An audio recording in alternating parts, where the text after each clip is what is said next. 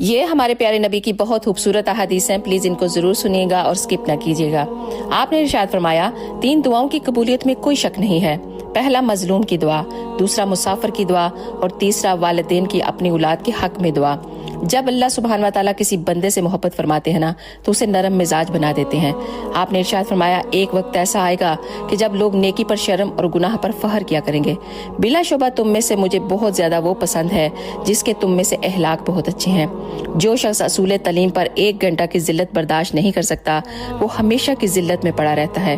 دوسروں کے بارے میں اچھا گمان کرنا بھی بہترین عبادت ہے، اور لوگوں پر ایک زمانہ ایسا آئے گا کہ انسان کو کوئی بھی پرواہ نہیں ہوگی کہ جو اس نے مال حاصل کیا ہے حرام سے ہے یا پھر حلال سے۔ غصہ شیطان سے، اور شیطان آگ سے پیدا کیا گیا ہے، اور آگ کو پانی سے بجھایا جاتا ہے۔ اور جب تم میں سے کسی کو غصہ ہو تو وہ وضو کر لیا کرے۔ جو مومن لگاتار بیمار رہے تو اس کو بخش دیا جاتا ہے۔